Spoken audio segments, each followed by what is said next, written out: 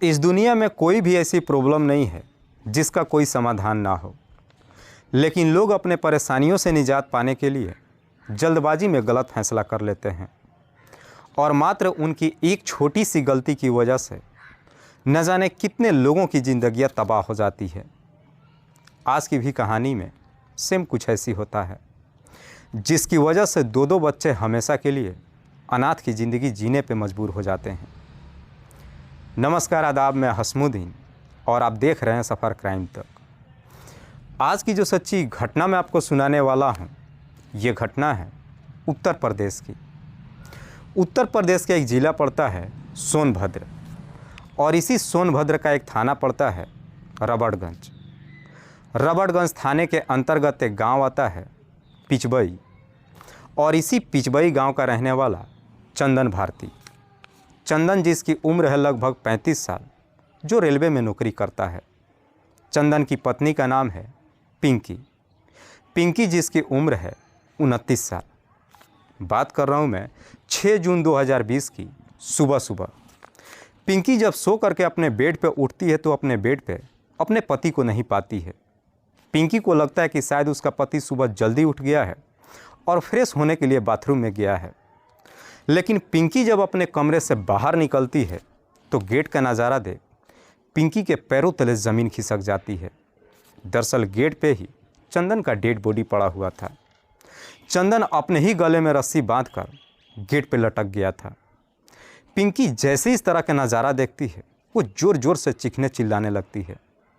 पिंकी की चीख पुकार सुनकर धीरे धीरे आस पड़ोस के लोग भी वहाँ इकट्ठा हो जाते हैं। पर आस पड़ोस के लोग जैसे इस तरह का नज़ारा देखते हैं, इस बात की जानकारी नज़दीकी थाने में दे देते हैं। इधर पुलिस को जैसे ही सूचना मिलती है, पुलिस अपने टीम के साथ घटनास्थल पर पहुंचती है और सबसे पहले चंदन की डेड बॉडी को देखती है। चंदन के गले में रस्सी तो बंधा हुआ था, अपने गेट से लटका हुआ था, लेकिन उसका पैर जमीन से टच हुआ था। पुलिस जब इस घटना के बारे में पिंकी से पूछताछ करती है तो पिंकी कहती है कि साहब, रात्रि के वक्त हम दोनों पति पत्नी एक साथ खाना खा करके सोए थे, लेकिन सुबह जब मैंने उठी तो अपने पति को इस अवस्था में देखा।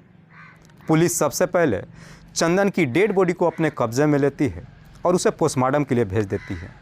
साथ ही साथ पुलिस इस बात की जानकारी चंदन के घर परिवार वालों को दे देती है। चंदन वैसे तो कर्मा थाना के अंतर्गत मदनिया गांव का रहने वाला है। इस गांव में चंदन के माता पिता और उसका एक बड़ा भाई चंद्रशेखर भी रहता है। इधर चंदन के घर परिवार वालों को जैसे ही जानकारी होता है, सब के सब थाने में पहुंचते हैं। पुलिस चंदन के बड़े भाई चंद्रशेखर से कहती है कि तुम्हारे भाई ने खुदकुशी कर लिया है, लेकिन चंद्रशेखर इस बात को मानने के लिए तैयार ही नहीं होता है। चंद्रशेखर पुलिस वालों से कहता है कि साहब, मेरे भाई ने खुदकुशी नहीं किया है, बल्कि उसकी हत्या की गई है। पुलिस जब इस हत्या की वजह चंद्रशेखर से पूछती है तो चंद्रशेखर चंदन की पत्नी पिंकी का ही नाम बताता है।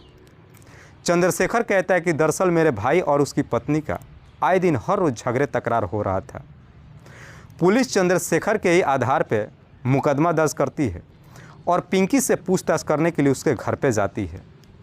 लेकिन पुलिस जब पिंकी के घर पे पहुंचती है तो मालूम चलता है कि पिंकी अपना घर छोड़ करके फरार हो चुकी है, जिसकी वजह से अब पुलिस को भी पूरा यकीन हो जाता है कि शायद चंदन ने खुदकुशी नहीं किया है, बल्कि उसकी हत्या ही की गई है। लेकिन पुलिस तब तक कंफर्म नहीं हो सकती थी जब तक चंदन का पोस्टमार्टम रिपोर्ट नहीं आ जाता। जैसे ही अगले दिन चंदन का पोस्टमार्टम रिपोर्ट आ जाता है, उस रिपोर्ट में बताया जाता है कि चंदन की हत्या की गई है। चंदन की हत्या की पुष्टि जैसे ही हो जाती है, पुलिस अब पिंकी की तलाश करना शुरू कर देती है। जब पिंकी का कहीं कुछ पता नहीं चलता है, आखिरकार पुलिस अपने खबरियों को काम पर लगा देती है। लगभग धीरे धीरे 5 से 6 दिन का समय गुजर जाता है। तभी 11 जून को एक खबरी थाने में जाता है और पिंकी के बारे में पुलिस को बताता है। खबरी जैसे ही लोकेशन देता है, पुलिस बस स्टैंड पर जाती है और वहाँ से पिंकी को अपने कस्टडी में ले लेती है। पुलिस जब पिंकी से उसके पति के हत्या के बारे में पूछताछ करती है, पिंकी भी बिना किसी सख्ती दबाव के तुरंत ही सच्चाई कबूल कर लेती है। लेकिन पिंकी जब इस हत्या की पूरी कहानी बताती है तो वाकई में इसे सुनने के बाद किसी को भी अपने कानों पर यकीन ही नहीं होता है। चंदन के पिता का नाम है शंकर भारती, माँ का नाम है कबूतरी। शंकर के टोटल 3 बच्चे हैं, जिसमें एक बेटी और 2 बेटा।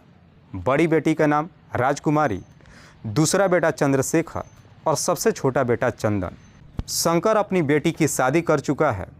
चंद्रशेखर जो ड्राइवरी की नौकरी करता है, लेकिन चंदन अपने ही इलाके से बीए की पढ़ाई करता है। शंकर जो रेलवे में नौकरी करता है। समय बेहतर तरीके से गुजर रहा था, लेकिन तभी साल 2002 में शंकर की मौत हो जाती है।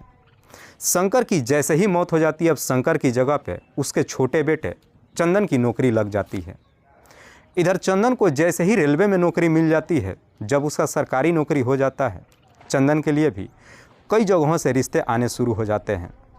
तभी एक दिन पिंकी का पिता परमेश्वर अपनी बेटी का रिश्ता लेकर चंदन के घर पे जाता है। परमेश्वर जो बीजपुर गांव का रहने वाला है। परमेश्वर की पत्नी का नाम है मीना।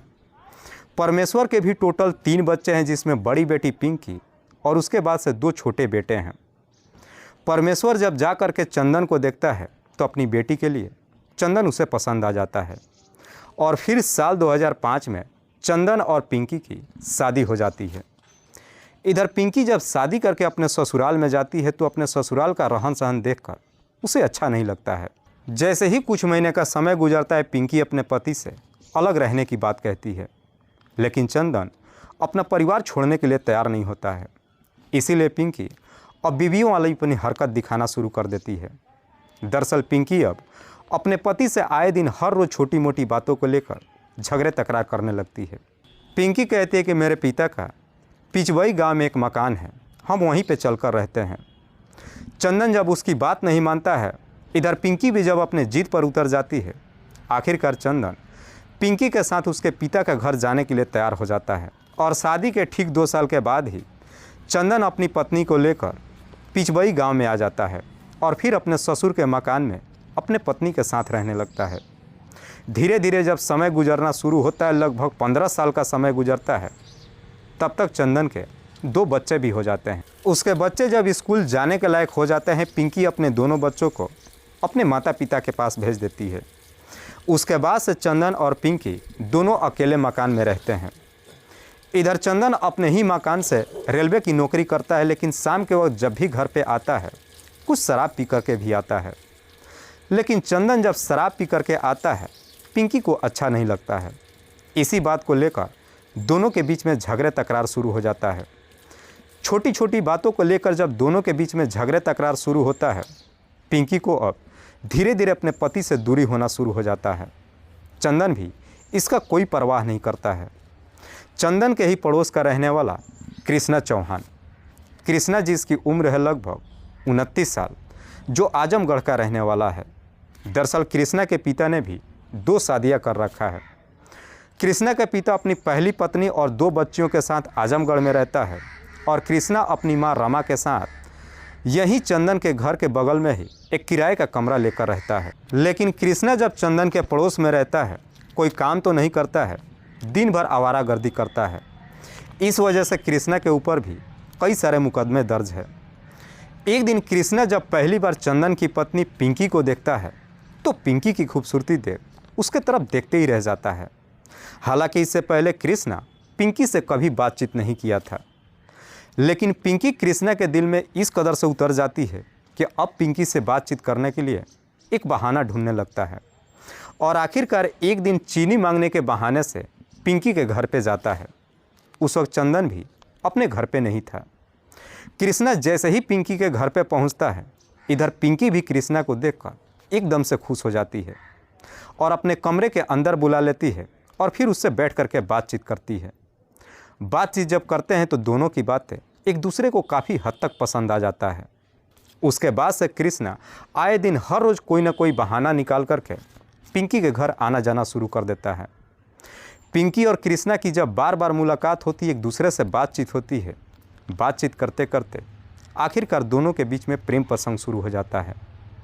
लेकिन कृष्णा और पिंकी के बीच में जब प्रेम प्रसंग शुरू होता है, इस बात की जानकारी चंदन को कभी नहीं मालूम चलता है।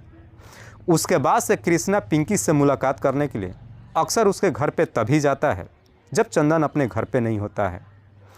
एक दिन कृष्णा जब पिंकी से मुलाकात करने के लिए उसके घर पे जाता है तो पिंकी के घर के अंदर ही दोनों के बीच में अवैध संबंध बन जाता है। और एक बार जब यह सिलसिला शुरू होता है उसके बाद से कभी रुकने का नाम ही नहीं लेता है। लेकिन एक दिन कृष्णा जब जा कर के पिंकी से उसके घर के अंदर ही संबंध बना रहा था, उसी वक्त चंदन अपने घर पे पहुंच जाता है और दोनों को आपत्तिजनक स्थिति में देख लेता है। जैसे इस तरह की नज़ारा देखता है वहाँ से कृष्णा तो भाग जाता है, लेकिन चंदन अपनी पत्नी की बुरी तरीके से पिटाई करता है। इधर पिंकी इतनी पिटाई खाने के बावजूद भी अपनी आदतों में सुधार नहीं करती है।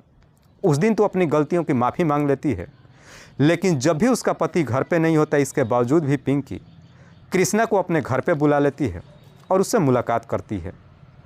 5 और 6 जून की रात्रि के वक्त चंदन जब अपने घर पे नहीं पहुंचा था, कृष्णा रात्रि के वक्त ही पिंकी से मुलाकात करने के लिए उसके घर पे चला जाता है। दरअसल चंदन ने अपने पत्नी से बता दिया था कि आज मेरी नाइट की ड्यूटी है, लेकिन जैसे ही रात्रि के 12 बजता है चंदन अपने घर पे पहुंच जाता है और फिर से दोनों को आपत्तिजनक स्थिति में देख लेता है। चंदन जब दोबारा इस तरह की नज़ारा देखता है, दोबारा फिर से अपनी पत्नी की पिटाई करने लगता है। लेकिन जब कृष्णा अपने सामने पिंकी को पीटते हुए देखता है, कृष्णा से बर्दाश्त नहीं होता है। कृष्णा पिंकी से कहती है कि इस मसले को आज ही ख़त्म कर देते हैं। चंदन को जब इस दुनिया से हटाने की बात कहता है, पिंकी भी कृष्णा का साथ देने के लिए तैयार हो जाती है और तुरंत अपने घर के अंदर से एक नायलॉन की रस्सी निकाल कर लाती है और उसी रस्सी को चंदन के गले में लगा कर के तब तक ज़ोर से खींचते हैं जब तक चंदन की मौत नहीं हो जाती है। चंदन की जैसे ही मौत हो जाती है उसके बाद से ये दोनों अपने आप को बचाने के लिए अब चंदन की मौत को आत्महत्या साबित करने के लिए उसी नायलॉन की रस्सी को उसके गले में बांध करके लाकर गेट पे लटका देते हैं। उसके बाद से कृष्णा तो अपने घर चला जाता है। पिंकी अपने ही कमरे में बड़ी सुकून की नींद सोती है। अगली सुबह जब उठती है अपना तिरिया चरित्र दिखाते हुए लोगों के सामने रोने धोने का नाटक करने लगती है। लेकिन जैसे ही इधर चंदन का पोस्टमार्टम रिपोर्ट आता है, पिंकी को भी मालूम चल जाता है कि अब मामला सब कुछ साफ हो चुका है। इसीलिए पिंकी भी अपना घर छोड़ करके फरार हो जाती है। वाकई में पिंकी जब यह पूरी कहानी बताती है, पुलिस पिंकी के हितैषी पे उसके प्रेमी कृष्णा को भी अपने कस्टडी में लेकर आती है। फिलहाल पुलिस ने दोनों आरोपियों को अपने कस्टडी में लेकर इन सब पे गंभीर धारा में मुकदमा दर्ज करके जेल भेज दिया है। चंदन के दोनों बच्चे अपने नाना नानी के पास रह रहे हैं। दोस्तों, इस पूरी घटना के बारे में आप क्या सोचते हैं? आप अपनी राय हमें कमेंट बॉक्स में ज़रूर दीजिएगा। तब तक के लिए जय हिंद, जय भारत।